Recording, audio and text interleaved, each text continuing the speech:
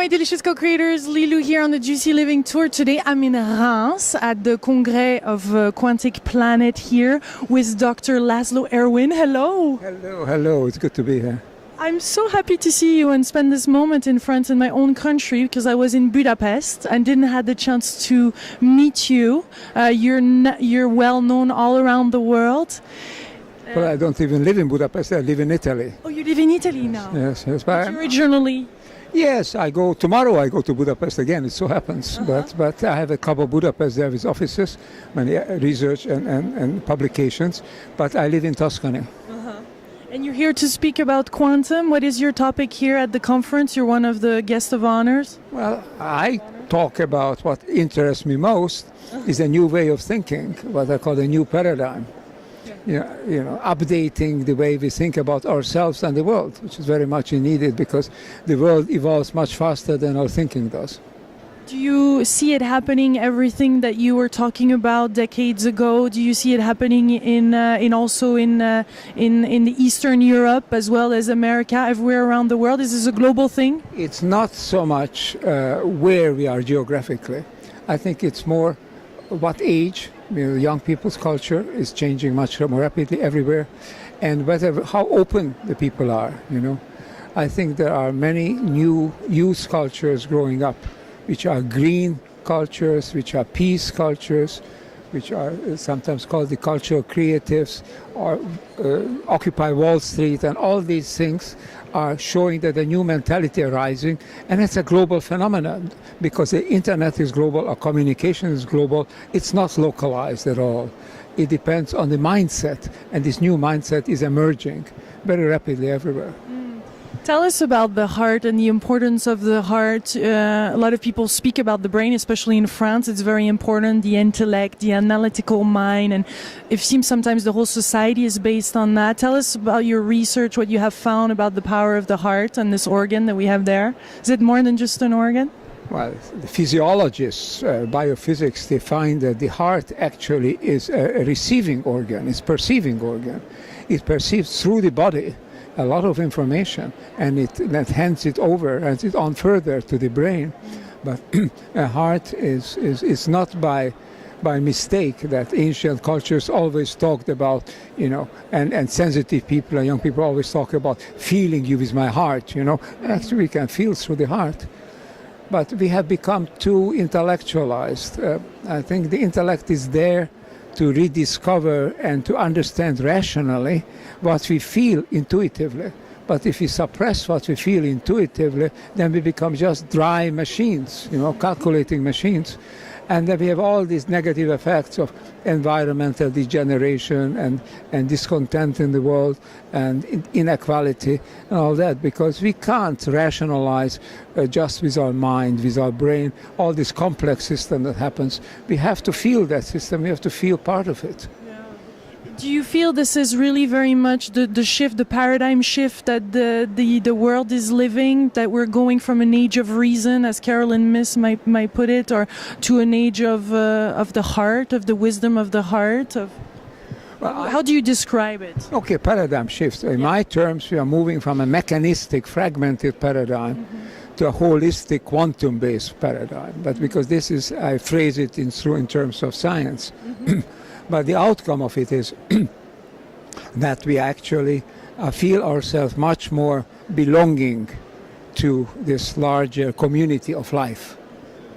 The great psychologist and philosopher William James said that what is at the basis of what he called the religious experience is that we feel ourselves belonging to something larger than we are. And something larger doesn't have to be a divinity. Something larger can be the whole community of life that is evolved on Earth, of which 7 billion people, humans, are a member of that. But we are forgetting that we are a member of that, and we are forgetting that we are a whole community. We just think of ourselves, or our country, or our enterprise, or our ethnic group as being somehow that to which we belong, and the rest are foreigners or others, I think there are no foreigners on this planet. There's no such thing as foreign policy. There are no strangers. We are all basically brothers and sisters, We are closer to some because we live together more with some than with others, but there are no people who do not belong to this large human community and the community of life. And that, I think, is the new paradigm, that sense of becoming one, which is keynoted by this concept of love. You know, love means feeling one's belonging to each other, and that is, I think, which is the new paradigm.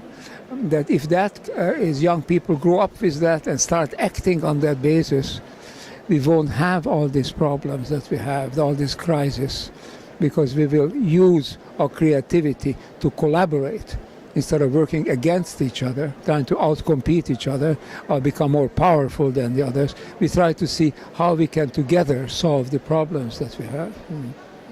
That's a big shift, yes, all working together. Do you speak of the Akashic, the science of the Akashic? Tell us more. To me, this sense of belonging has a scientific basis, but it's interesting, the scientific basis is something rediscovered now in physics, which has been 5,000 years known since all those years, but it has been formulated in different language. In the ancient rishis, used the Sanskrit word, the Akasha, for what nowadays we call the unified field or the cosmic matrix. But it's the same concept, the basic information field that is at the foundation of all that happens in the world, that is both the connecting element of all that happens and the memory of all that happens. And so this intuition was there, but we have forgotten it, because we think that all this is just illusion. The world is really like a giant mechanism. And that's a mistaken understanding of what the world truly is and what we truly are. So it's time to rediscover this ancient concept, which we can use the time-honored concept of Akasha. This is an Akashic cosmos.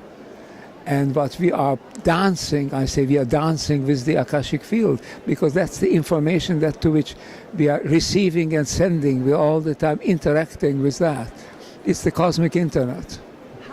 How can we connect to this field, this field? How can we connect? Is there some ways to do that? Is there a shift in the way we see things? Is it more in the present moment? Well, nowadays in the West you need to enter in what they call an altered state of consciousness, which traditional people had it an everyday consciousness, but we in our everyday consciousness is so mechanistic, so fragmented, that we need to really enter somewhat into this. That means you can do it through music, through dance, through meditation, through prayer, through contemplating nature. So just entering into a spirit of the world around you, opening up your mind, So healthy people normally do that. What is unhealthy and artificial is to consider it always what I want to do, one thing after another, and forget about the broader, the deeper connections. And that is a very dangerous way to go ahead, because the world is becoming very much crisis prone. It's not sustainable as it goes. We have to rediscover what young people call a oneness with the world.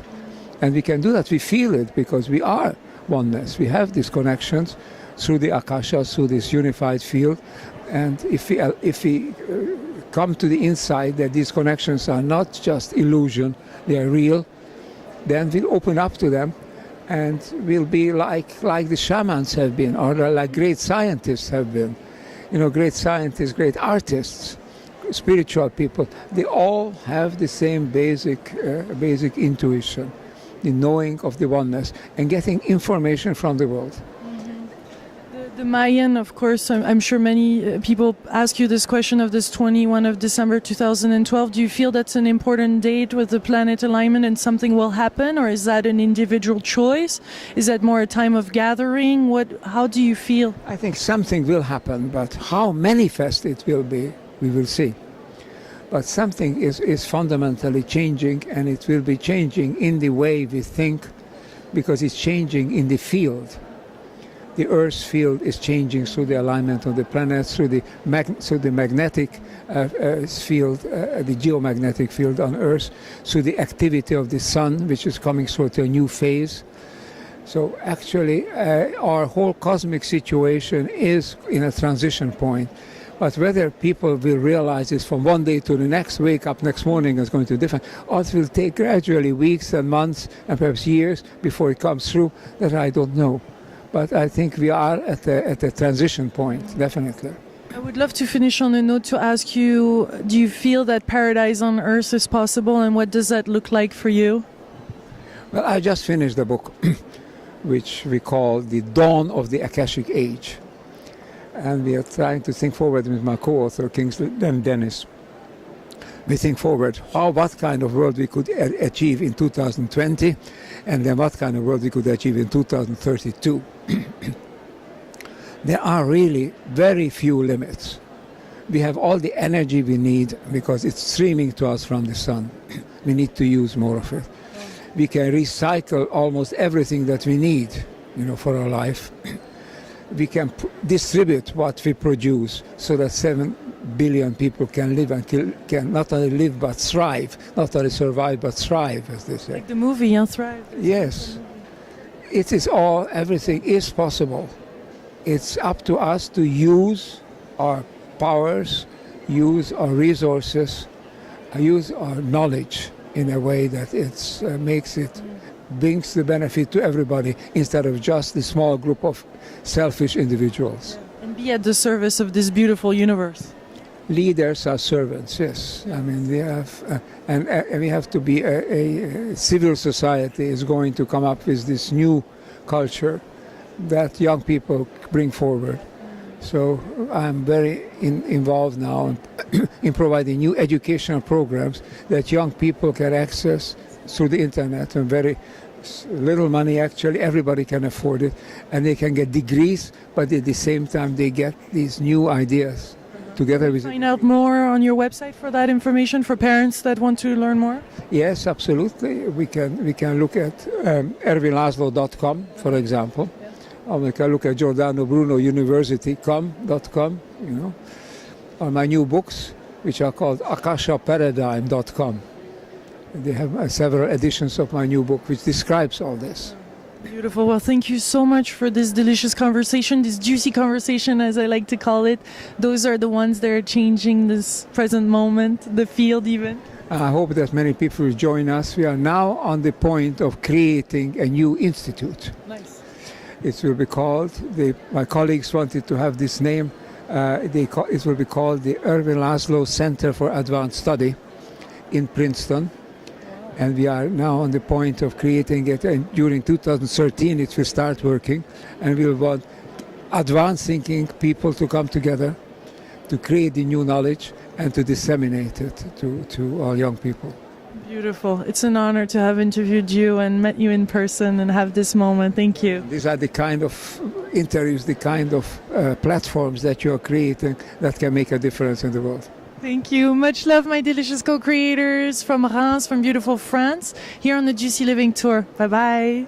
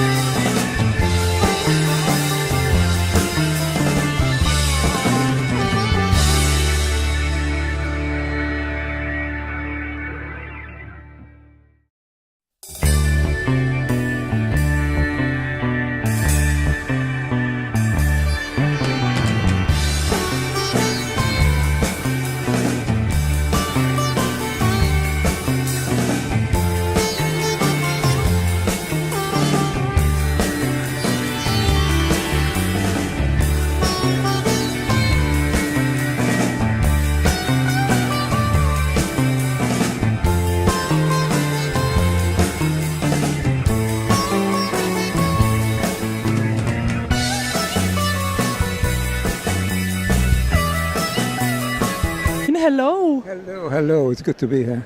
I'm so happy to see you and spend this moment in France, in my own country, because I was in Budapest and didn't have the chance to meet you. You're well known all around the world.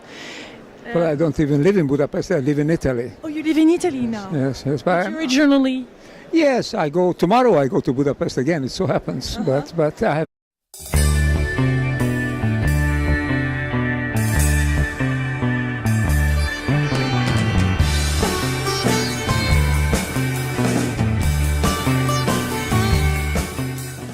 Hello, my delicious co-creators. Lilou here on the Juicy Living Tour. Today I'm in Reims at the Congrès of Quantic Planet here with Dr. Laszlo Ervin. Much needed because the world evolves much faster than our thinking does. Do you see it happening, everything that you were talking about decades ago? Do you see it happening in the Eastern Europe as well as America, everywhere around the world? Is this a global thing? It's not so much where we are geographically. I think it's more what age. Young people's culture is changing much more rapidly everywhere, and how open the people are.